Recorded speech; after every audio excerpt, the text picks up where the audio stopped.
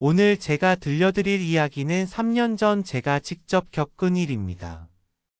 그때 저는 대학교 3학년이었고, 가정 형편이 어려워 학비와 생활비를 벌기 위해 아르바이트를 여러 개 하며 살아가고 있었어요. 그날도 새벽 5시에 일어나 편의점 새벽 알바를 마치고 대학교 강의를 듣고 오후에는 학원에서 초등학생들을 가르치는 일을 했습니다. 하루하루가 정말 바빴죠. 그런데 그날 저녁 학원 일을 마치고 집으로 돌아가는 길에서 이상한 일이 벌어졌습니다. 지하철역 근처에서 한 할아버지가 저를 부르시는 거예요. 처음엔 그냥 지나치려 했는데 계속 학생 하시며 따라오시더라고요. 솔직히 조금 무서웠어요. 요즘 세상이 어떤 세상인데 밤늦은 시간에 모르는 노인분이 계속 따라오시니까 말이죠. 할아버지는 60대 후반쯤 되어 보이셨는데 낡은 작업복을 입고 계시고 손에는 폐지를 담은 커다란 비닐봉지를 들고 계셨어요. 전형적인 폐지 줍는 할아버지의 모습이었죠. 그런데 이상하게도 계속 저를 부르시면서 뭔가 급한 표정을 지으시는 거예요. 학생 잠깐만요. 잠깐만. 결국 저는 멈춰 섰습니다. 할아버지가 숨을 헐떡이시며 제 앞에 서시더니 갑자기 주머니에서 뭔가를 꺼내시는 거예요. 그 순간 저는 정말 놀랐어요. 혹시 칼이라도 꺼내시는 건 아닐까? 아니면 무슨 이상한 물건이라도. 그런 생각이 머릿속을 스쳤거든요. 그런데 할아버지가 꺼내신 건 명함이었어요. 그냥 평범한 명함 한 장. 학생 이거 받아보세요. 저는 당황했어요. 왜 갑자기 명함을 주시는 건지 무슨 일인지 전혀 이해할 수 없었거든요. 그래서 조심스럽게 물어봤습니다. 죄송한데 왜 이걸 주시는 거예요? 할아버지는 명함을 제 손에 꾸역꾸역 밀어 넣으시며 말씀하셨어요. 그냥 받아두세요. 나중에 필요할 때가 있을 거예요. 정말 이상했어요. 폐지 줍는 할아버지가 왜 명함을 가지고 다니시는지, 왜 저한테 주시는 건지. 하지만 할아버지의 표정이 너무 간절하셔서 그냥 받았습니다. 받고 나서 명함을 보니까 더 이상했어요. 명함에는 김동수라는 이름과 전화번호만 적혀 있었어요. 회사 이름도 없고 직함도 없고 그냥 이름과 번호만. 그리고 명함 자체도 아주 평범한 흰색 명함이었죠. 할아버지, 이게 뭐예요? 왜 저한테 주시는 거예요? 할아버지는 제 질문에 직접적으로 대답하지 않으시고 그냥 빙긋이 웃으시며 말씀하셨어요. 학생 힘들어 보이는데 많이 바쁘죠? 아르바이트 많이 하시나 봐요. 순간 소름이 돋았어요. 어떻게 저를 한 번도 본 적이 없는 할아버지가 제가 아르바이트를 한다는 걸 아실 수 있을까요? 저는 더욱 경계심을 가지게 됐습니다. 어떻게 그걸 아세요? 아, 그냥. 학생 표정을 보니까 많이 피곤해 보이고 이 시간에 혼자 다니는 걸 보니까 아르바이트하고 집에 가는 길인가 싶어서요. 그럴듯한 대답이었지만 여전히 뭔가 이상했어요. 할아버지는 계속해서 저를 유심히 바라보시더니 이런 말씀을 하셨어요. 학생 공부하느라 고생이 많으시겠어요. 그런데 혹시 취업 걱정도 많이 하시죠? 이번엔 정말 놀랐어요. 맞거든요. 저는 그 당시 3학년이라 취업에 대한 걱정이 정말 많았어요. 아르바이트 하느라 학점 관리도 제대로 못하고 있었고, 토익 점수도 낮았고, 특별한 스펙도 없었고, 매일 밤 잠들기 전에 취업 걱정으로 잠 못 이루는 날이 많았거든요. 학생 같은 경우에는 글쎄요, 좀 다른 방법이 필요할 것 같은데. 다른 방법이요? 일반적인 취업 말고요. 좀 더 직접적인 방법. 할아버지의 말이 점점 이상해졌어요. 무슨 말인지 이해할 수 없었거든요. 그래서 다시 물어봤습니다. 할아버지 정확히 무슨 말씀을 하시는 거예요? 그런데 할아버지는 대답 대신 제 어깨를 톡톡 치시며 말씀하셨어요. 나중에 알게 될 거예요. 그 명함 잘 간직해 두세요. 정말 필요할 때가 올 거예요. 그러고는 갑자기 돌아서서 걸어가시는 거예요. 저는 뒤에서 소리쳤어요. 할아버지, 잠깐만요. 이게 정확히 뭐예요? 하지만 할아버지는 뒤돌아보지도 않으시고 그냥 어둠 속으로 사라져 버리셨어요. 그날 집에 와서도 계속 그 일이 머릿속에 맴돌았어요. 명함을 책상 위에 놓고 한참을 바라봤어요. 김동수라는 이름과 전화번호만 적힌 평범한 명함. 도대체 무슨 일인지 이해할 수 없었어요. 혹시 사기꾼인가 싶어서 인터넷으로 그 전화번호를 검색해 봤어요. 하지만 아무것도 나오지 않았어요. 사기 신고 사이트에도 올라온 번호가 아니었고 그냥 일반 휴대폰 번호 같았어요.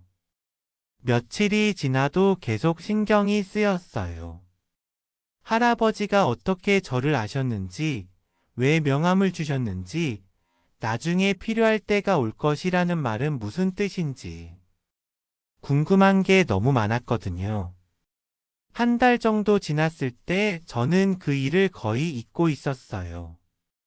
여전히 바쁜 일상에 치여 살고 있었고 명함도 책상 서랍 깊숙한 곳에 넣어두고 신경 쓰지 않았어요. 그런데 그때 또 이상한 일이 벌어졌습니다. 제가 다니던 학원에서 갑자기 저를 부르더라고요. 원장님이 사무실로 와보라고 하시는 거예요. 무슨 일인가 싶어서 갔더니 원장님 표정이 좀 이상하셨어요. 민수야, 앉아봐. 원장님은 평소와 다르게 심각한 표정이셨어요. 무슨 일이세요? 어떻게 말해야 할지 모르겠는데. 혹시 너 특별한 배경이 있어? 네? 무슨 말씀이세요? 아니, 그게. 오늘 아침에 전화가 한 통 왔어. 너에 대해서 물어보는 전화였어. 갑자기 심장이 쿵 떨어지는 느낌이었어요. 무슨 일인지 전혀 짐작할 수 없었거든요. 누가 전화했는데요? 잘 모르겠어. 나이 드신 남자분이었는데 너에 대해서 아주 자세히 물어보시더라고. 언제부터 여기서 일했는지, 아이들 가르치는 실력은 어떤지, 성격은 어떤지. 마치 신원조회라도 하는 것처럼.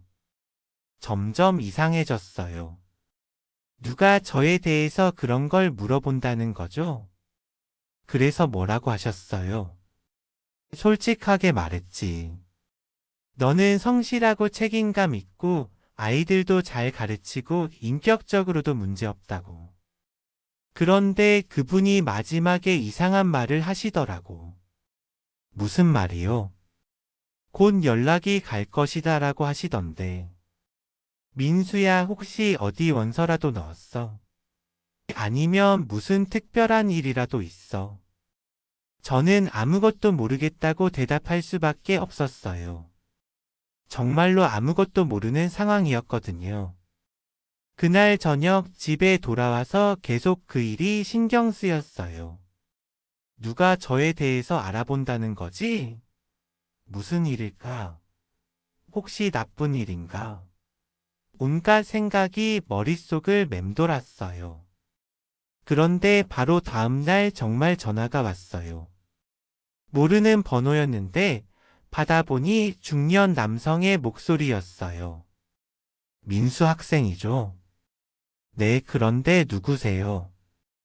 안녕하세요. 저는 대한건설 인사팀 과장 이정훈이라고 합니다. 대한건설? 제가 아는 그 대기업 대한건설 말인가요? 갑자기 심장이 빨리 뛰기 시작했어요. 네? 대한건설이요? 네, 맞습니다. 혹시 지금 시간 되시면 잠깐 만나서 이야기할 수 있을까요? 제안 드릴 게 있어서요. 제안이요? 저는 아무 원서도 내지 않았는데요. 아, 그런 건 아니고요. 특별한 경우입니다. 자세한 이야기는 만나서 하죠. 내일 오후 2시에 강남역 근처 카페에서 만날 수 있을까요? 정말 어리둥절했어요. 대기업에서 갑자기 저를 만나자고 한다는 게 믿어지지 않았거든요. 혹시 사기인가 싶어서 조심스럽게 물어봤어요. 정말 대한건설에서 오신 분이 맞나요? 의심스러우시죠? 당연합니다. 이렇게 하죠. 내일 만날 때 제 신분증과 명함을 확인해 보세요. 그리고 대한건설 본사에 전화해서 저를 확인해 보셔도 됩니다. 그렇게 해서 다음날 만나기로 했어요. 그날 밤은 잠도 제대로 못 잤어요.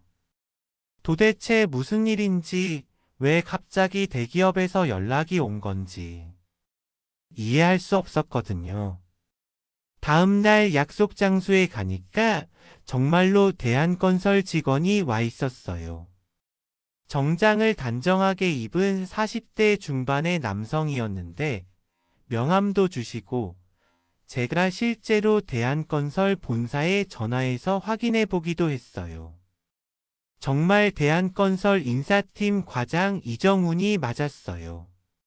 먼저 이렇게 갑작스럽게 연락드려서 죄송합니다.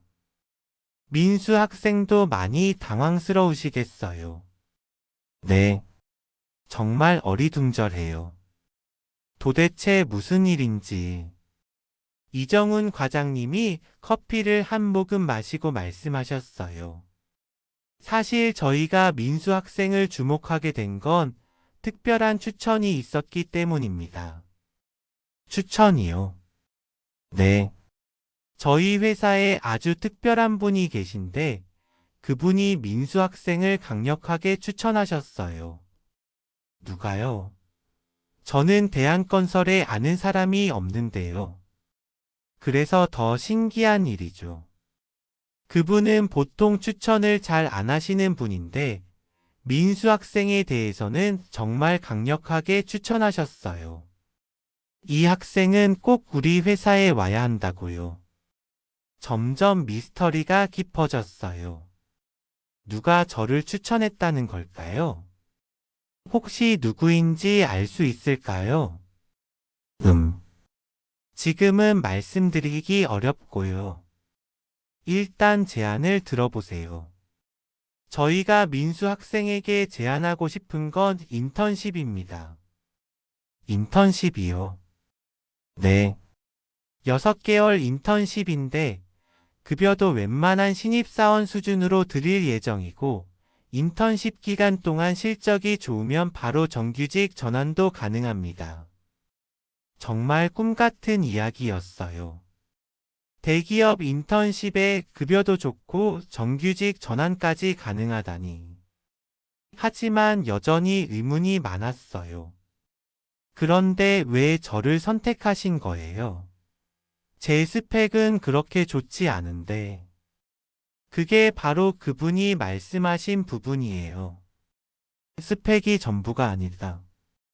이 학생은 인성이 좋고 성실하고 끈기가 있다. 그런 사람이야말로 우리 회사에 필요한 인재다라고 하시더라고요. 이정훈 과장님의 말을 들으니까 갑자기 한 달 전 그 할아버지가 떠올랐어요. 혹시, 설마.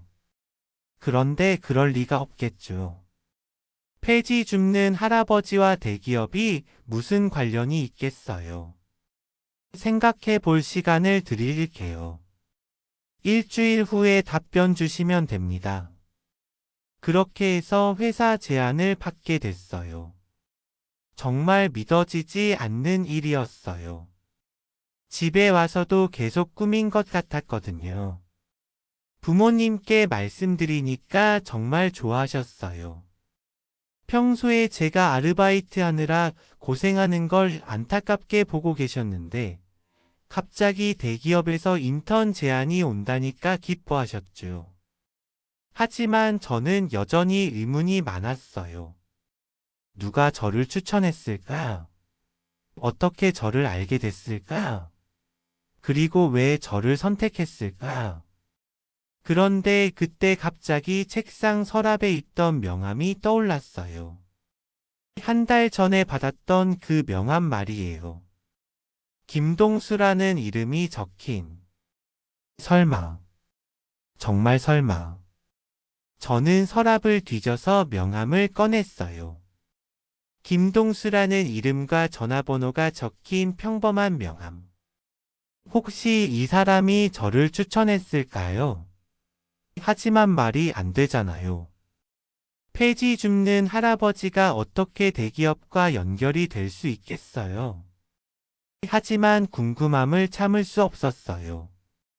용기를 내서 그 번호로 전화를 걸어봤어요. 여보세요. 전화를 받는 목소리가 바로 그 할아버지 목소리였어요. 아, 할아버지세요. 한 달 전에 지하철역 근처에서 명함을 주신 민수 학생이군요. 연락이 왔나 보네요. 정말 놀랐어요.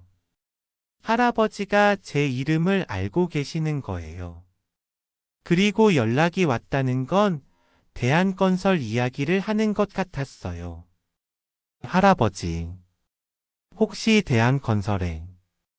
네, 제가 추천했습니다. 순간 머리가 하얗게 변했어요. 정말로 그 할아버지가 저를 추천했다는 거예요. 하지만, 어떻게요? 할아버지는 폐지 줍는 사람이 어떻게 대기업과 연결될 수 있냐고요? 할아버지가 제 마음을 읽은 듯 말씀하셨어요. 학생, 내일 시간 되면 만날 수 있을까요? 자세한 이야기를 해드려야겠어요. 다음 날 할아버지와 만나기로 한 곳은 한강공원이었어요. 그런데 이번에는 할아버지의 모습이 조금 달랐어요. 여전히 평범한 옷차림이었지만 폐지를 줍고 다니던 그때와는 다른 느낌이었어요. 민수 학생 앉아보세요. 벤치에 앉아서 한강을 바라보며 할아버지가 말씀하기 시작하셨어요. 먼저 사실을 말씀드릴게요. 저는 김동수라고 하고 대한건설의 창립자입니다. 네, 정말 믿을 수 없었어요. 할아버지가 대한건설의 창립자라고요. 지금은 회사 경영에서 완전히 손을 뗀 상태이고 명예회장 직함만 가지고 있어요. 실제로는 그냥 은퇴한 할아버지죠. 하지만 왜 폐지를 주우시는 거예요? 할아버지가 씁쓸하게 웃으시며 말씀하셨어요. 그것도 말씀드릴게요. 사실 저는 요즘 매일 아침 일찍 나와서 동네를 돌아다녀요. 산책 삼아서요. 그런데 가끔 길에 버려진 폐지나 쓰레기들을 보면 그냥 지나칠 수가 없어요. 깨끗한 환경을 위해서라도 주어야겠다는 생각이 들거든요. 그리고 또 하나의 이유가 있어요. 폐지를 주우며 돌아다니면 사람들이 저를 그냥 평범한 노인으로 봐요. 부담스러워하지도 않고 진짜 모습을 보여주죠. 그런 상황에서 진짜 인성을 가진 사람들을 찾을 수 있거든요. 그제서야 이해가 되기 시작했어요. 그래서 저를 지켜보신 거예요. 맞아요. 사실 민수 학생을 처음 본 건 한 달 전이 아니에요. 그보다 훨씬 전부터 봤어요. 언제부터요? 할아버지가 잠시 생각하시더니 말씀하셨어요. 6개월 전쯤부터요. 민수 학생이 편의점에서 새벽 알바하는 걸 봤어요. 저도 새벽에 산책을 하니까 자주 그 편의점 앞을 지나다니거든요. 야. 처음엔 그냥 열심히 사는 대학생이구나 싶었는데 계속 지켜보니까 뭔가 다르더라고요.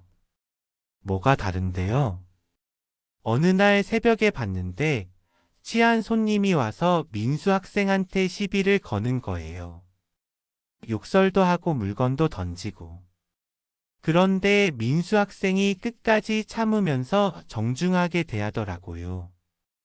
나중에 그 손님이 나간 후에 혼자서 바닥에 떨어진 물건들을 정리하면서도 화내지 않고 묵묵히 하더라고요.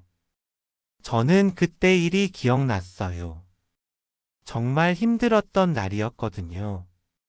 그리고 또 다른 날에는 할머니 한 분이 와서 복권을 사려고 하시는데 돈이 모자라는 거예요. 그런데 민수 학생이 자기 돈으로 부족한 부분을 채워드리더라고요. 할머니는 모르시게. 그때 일도 기억났어요. 할머니가 너무 복권을 사고 싶어 하시는데 300원이 모자라서 제가 몰래 제 돈으로 채워드렸던 일이요. 그런 모습을 몇 번 보고 나니까 이 학생은 뭔가 특별하다는 생각이 들더라고요. 요즘 젊은이들 중에 이런 마음을 가진 사람이 많지 않거든요. 할아버지의 말을 들으니까 뭔가 부끄럽기도 하고 감동적이기도 했어요. 그래서 더 관심을 가지고 지켜봤어요. 편의점 알바가 끝나고 학교 가는 모습, 학교에서 학원으로 가는 모습, 학원에서 아이들 가르치는 모습까지. 물론 스토킹한 건 아니고 우연히 보게 되는 상황이 많았거든요. 그렇게 오랫동안. 그렇게 보면서 확신하게 됐어요. 이 학생은 정말 좋은 인성을 가지고 있고 성실하고 책임감도 있다는 걸. 그런데 가정 형편 때문에 고생하고 있고 스펙도 부족해서 취업 걱정을 많이 하고 있다는 것도 알게 됐죠. 할아버지의 말을 듣다 보니까 그날 밤 왜 할아버지가 저에게 명함을 주셨는지 이해됐어요. 그래서 그날 명함을 주신 거예요. 맞아요. 사실 그날은 계획된 일이 아니었어요. 그냥 우연히 민수 학생을 보게 됐는데 너무 피곤해 보이고 힘들어 보이는 거예요. 그래서 갑자기 마음이 움직여서 다가간 거예요. 그래서 나중에 필요할 때가 올 것이라고 하신 거구나. 네, 그때부터 회사의 이야기에서 민수 학생을 추천하려고 계획을 세웠거든요. 물론 그냥 할아버지가 추천한다고 해서 되는 일은 아니니까 정식 절차를 거쳐야 했어요. 그래서 학원에도 전화하시고. 맞아요. 회사 인사팀에서 정식으로 신원조회를 하도록 했어요. 학원에도 전화하고 편의점에도 확인하고 대학교 성적이나 품행도 알아보고. 모든 조사 결과가 제 판단과 일치했어요. 저는 그제서야 모든 퍼즐이 맞춰지는 느낌이었어요. 할아버지, 정말 감사합니다. 하지만 왜 이렇게까지 해주시는 거예요? 저는 할아버지와 아무 관계도 없는데. 할아버지가 잠시 멀리 한강을 바라보시더니 천천히 말씀하기 시작하셨어요. 민수 학생, 저에게도 아들이 있었어요. 있었다고요? 네, 지금은 세상에 없어요. 할아버지의 목소리가 갑자기 낮아졌어요. 제 아들도 민수 학생과 비슷한 나이였어요. 대학생이었고 가정 형편이 어려워서 아르바이트를 하며 공부했지요. 정말 착하고 성실한 아이였어요. 저는 조용히 할아버지의 말씀을 들었어요. 그런데 어느 날 교통사고로 갑자기 세상을 떠났어요. 10년 전 일이에요. 죄송합니다. 그 이후로 제가 많이 변했어요. 회사 일에만 매달렸던 제 자신을 반성하게 됐고, 정말 중요한 게 무엇인지 생각하게 됐어요. 그래서 회사 경영에서 손을 떼고 이렇게 평범한 일상을 살고 있는 거예요. 할아버지의 이야기를 들으니까 마음이 아팠어요. 그런데 민수 학생을 보니까 제 아들이 생각나더라고요. 착한 마음, 성실한 태도, 힘든 상황에서도 포기하지 않는 의지. 정말 닮았어요. 그래서 더 관심을 가지게 됐어요. 제 아들에게 해주지 못했던 것들을 민수 학생에게라도 해주고 싶다는 마음이 들었거든요. 할아버지의 말씀을 들으니까 눈물이 나려고 했어요. 이런 마음으로 저를 도와주신 거였구나. 하지만 그냥 도움을 준다고 하면 민수 학생이 부담스러워할 것 같았어요. 그래서 이렇게 회사를 통해서 정식으로 기회를 만들어준 거예요. 정말 감사합니다. 감사할 필요 없어요. 이건 민수 학생이 받을 자격이 있는 기회예요. 제가 그냥 기회를 만들어준 것일 뿐, 결국 민수 학생 자신의 실력과 인성이 있었기 때문에 가능한 일이에요. 그때 할아버지가 갑자기 일어서시더니 말씀하셨어요. 그런데 민수 학생 한 가지 부탁이 있어요. 네, 말씀하세요. 회사에서는 제가 추천했다는 사실을 모르게 해주세요. 그냥 일반적인 추천으로 알고 있을 거예요. 저도 특별한 대우는 바라지 않고 민수 학생도 그냥 자신의 실력으로 인정받았으면 좋겠어요. 네, 알겠습니다. 그리고 또 하나, 회사에서 일하게 되면 정말 열심히 해주세요. 저는 민수 학생을 믿고 추천한 거니까 저를 실망시키지 말아주세요. 네, 정말 열심히 하겠습니다. 그렇게 해서 저는 대한건설에서 인턴십을 시작하게 됐어요. 처음에는 정말 어색하고 어려웠어요. 대기업이라는 곳이 생각보다 훨씬 체계적이고 복잡했거든요. 하지만 할아버지, 아니, 김동수 회장님의 말씀을 기억하며 정말 열심히 했어요. 다른 인턴들보다 일찍 출근하고 늦게 퇴근하고 모르는 건 끝까지 찾아서 배우고. 처음 한 달은 정말 힘들었어요. 실수도 많이 했고 혼나기도 많이 했어요. 하지만 포기하지 않았어요. 김동수 회장님이 저를 믿고 기회를 주신 만큼 절대 실망시킬 수 없다는 생각으로 버텼어요. 두 번째 달부터는 조금 나아졌어요. 일에도 익숙해지고 동료들과도 친해지고. 그리고 세 번째 달쯤에는 제가 맡은 프로젝트에서 좋은 성과를 내기 시작했어요. 특히 기억에 남는 건 4개월 차에 있었던 일이에요. 회사에서 새로운 아파트 건설 프로젝트를 진행하고 있었는데 주변 주민들의 반대가 심했어요. 소음 문제, 교통 문제 때문이었죠. 다른 직원들은 그냥 법적으로 문제없으니까 강행하자는 입장이었는데 저는 다르게 생각했어요. 제가 아르바이트 하면서 만났던 다양한 사람들의 입장을 생각해 보니 주민들의 우려가 이해됐거든요. 그래서 제가 직접 주민 설명회에 나가서 주민들의 이야기를 들어봤어요. 그리고 그들의 우려사항을 하나하나 정리해서 해결 방안을 제시했어요. 소음 차단벽 설치, 공사시간 조정, 주민 편의시설 추가 설치 등등. 처음에는 상사들이 인턴 주제에 무슨 소리냐는 반응이었어요. 하지만 제가 준비한 자료와 해결 방안을 보고는 생각을 바꾸셨어요.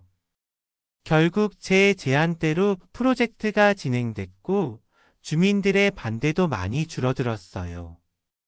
그 일로 인해서 저는 회사 내에서 인정받기 시작했어요. 인턴인데도 참 잘한다. 생각이 다르다. 앞으로 기대된다. 이런 평가를 받기 시작했죠. 5개월 차에는 더 큰 프로젝트를 맡게 됐어요. 회사에서 진행하는 저소득층 주택 지원 사업이었는데 저에게는 정말 의미 있는 일이었어요. 제가 어려운 환경에서 자라봐서 그런 분들의 마음을 이해할 수 있었거든요. 그 프로젝트를 진행하면서 저는 정말 많은 걸 배웠어요. 단순히 집을 지어주는 게 아니라 그분들이 정말 필요로 하는 게 무엇인지, 어떻게 하면 더 실질적인 도움을 줄 수 있는지, 그런 것들을 고민하게 됐어요. 6개월 인턴십이 끝날 때쯤 저는 정규직 전환 제안을 받았어요. 그것도 일반 신입사원이 아니라 주임급으로 시작하는 조건이었어요. 정말 꿈같은 일이었어요. 그날 저녁 김동수 회장님께 전화를 드렸어요. 회장님, 정규직 전환됐어요. 축하해요, 민수 학생. 정말 잘했어요. 회장님의 목소리에서 정말 기뻐하시는 게 느껴졌어요. 회장님 덕분이에요. 정말 감사합니다. 아니에요. 민수 학생 자신의 노력이에요. 저는 그냥 기회를 만들어준 것 뿐이에요. 그래도 민수 학생, 이제 정말 중요한 시기예요. 앞으로도 초심을 잃지 말고 열심히 해주세요. 그리고 네? 제 아들 대신이라고 생각하지 말고 민수 학생 자신으로서 당당하게 살아가세요. 그게 저에게는 가장 큰 보답이에요. 그 말씀을 듣고 저는 울컥했어요. 정말 고마운 분이었어요. 그렇게 해서 저는 대한건설의 정규직 직원이 됐어요. 지금까지 3년째 다니고 있는데 정말 열심히 일하고 있어요. 작년에는 우수사원상도 받았고 올해는 대리로 승진도 했어요. 김동수 회장님과는 지금도 가끔 연락해요. 한 달에 한 번씩은 만나서 식사도 하고 근황도 나누고. 정말 할아버지 같은 분이에요. 그리고 저도 이제는 회장님처럼 다른 사람들을 도와주려고 노력해요. 회사에서 신입사원들이 들어오면 제가 먼저 다가가서 도움을 주고 어려운 일이 있으면 함께 해결해 주려고 해요. 또 제가 전에 다니던 학원에서 경제적으로 어려운 학생들이 있으면 몰래 학원비를 지원해 주기도 해요. 김동수 회장님이 저에게 해주신 것처럼 저도 누군가에게 기회를 만들어주고 싶거든요. 얼마 전에는 정말 신기한 일이 있었어요. 회사 로비에서 청소를 하시는 아주머니 한 분이 저에게 다가오시더라고요. 혹시 김민수 대리님이세요? 네, 맞는데요. 저는 청소업체에서 나온 이영이라고 해요. 사실 제 아들이 지금 대학생인데 아르바이트 하면서 공부하고 있어요. 그런데 요즘 취업 걱정이 많아서. 그 순간 저는 3년 전에 제 모습이 떠올랐어요. 그리고 김동수 회장님이 저를 처음 봤을 때의 마음도 이해할 수 있을 것 같았어요. 아들분 한번 만나볼 수 있을까요? 네? 정말요? 네, 한번 이야기를 나눠보고 싶어요. 그렇게 해서 그 아주머니의 아들을 만나봤어요. 정말 저와 비슷한 상황의 대학생이더라고요. 성실하고 착한 아이였어요. 저는 그 학생에게 회사 인턴십 기회를 소개해 줬어요. 물론 제대로 된 절차를 거쳐서요. 그 학생도 저처럼 좋은 기회를 얻게 됐어요. 그때 저는 깨달았어요. 김동수 회장님이 저에게 준 건 단순히 일자리가 아니었구나. 다른 사람을 도울 수 있는 능력과 마음을 주신 거구나. 지금 생각해보면 그날 밤 지하철역 근처에서 김동수 회장님을 만난 건 정말 운명이었던 것 같아요. 만약 그때 회장님을 피해서 도망갔다면 지금의 저는 없었을 거예요. 그리고 회장님이 폐지를 주우며 사람들을 관찰하신다는 것도 정말 지혜로운 일이었던 것 같아요. 사람의 진짜 모습은 아무도 보지 않을 때, 대가를 바라지 않을 때 나오는 거니까요. 저도 이제는 길에서 쓰레기를 보면 자연스럽게 주워요. 김동수 회장님처럼요. 그리고 그러면서 주변 사람들을 관찰하기도 해요. 혹시 도움이 필요한 사람이 있는지, 좋은 인성을 가진 사람이 있는지. 얼마 전에는 정말 재미있는 일이 있었어요. 제가 아파트 근처를 산책하다가 한 고등학생이 길고양이에게 자기 도시락을 나눠주는 걸 봤어요. 매일 같은 시간에 같은 장소에서요. 그래서 그 학생에게 다가가서 이야기를 나눴어요. 정말 착하고 동물을 사랑하는 아이더라고요. 집안 사정이 어려워서 대학 진학을 고민하고 있다는 이야기도 들었어요. 저는 그 학생에게 장학재단을 소개해줬어요. 김동수 회장님이 운영하시는 장학재단이었는데 성적보다는 인성을 중요시하는 곳이었거든요. 그 학생도 장학금을 받게 됐고 지금은 대학교 1학년으로 열심히 공부하고 있어요. 이런 일들을 겪으면서 저는 깨달았어요. 사람을 돕는다는 건 단순히 돈을 주거나 기회를 주는 게 아니라는 걸. 그 사람의 마음을 읽고 진짜 필요한 걸 찾아서 도와주는 거라는 걸. 그리고 도움을 받은 사람은 언젠가 다른 사람을 도와야 한다는 걸. 그렇게 해서 좋은 일들이 계속 이어져 나가는 거라는 걸. 김동수 회장님은 저에게 일자리만 준 게 아니에요. 인생의 의미를 가르쳐 주셨어요. 진짜 성공이 무엇인지, 진짜 행복이 무엇인지를 알게 해주셨어요. 지금 저는 대한건설에서 팀장이 됐어요. 제 밑에 후배들도 여러 명 있고 큰 프로젝트도 맡고 있어요.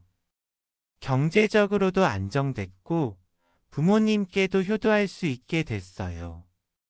하지만 가장 큰 변화는 제 마음이에요. 예전에는 그냥 제 일만 잘하면 된다고 생각했는데 이제는 다른 사람들을 도우면서 함께 행복해지는 게 진짜 성공이라고 생각해요. 그래서 저도 이제는 길을 걸으면서 주변 사람들을 유심히 관찰해요. 혹시 도움이 필요한 사람이 있는지, 좋은 인성을 가졌지만 기회가 없는 사람이 있는지. 그리고 그런 사람을 만나면 김동수 회장님이 저에게 하셨던 것처럼 조용히 도와줘요. 부담스럽지 않게 자연스럽게. 지난주에도 그런 일이 있었어요. 회사 근처 카페에서 아르바이트하는 대학생이 있는데 정말 성실하고 친절한 아이더라고요. 손님들에게 항상 밝게 인사하고 실수해도 웃으면서 다시 해주고.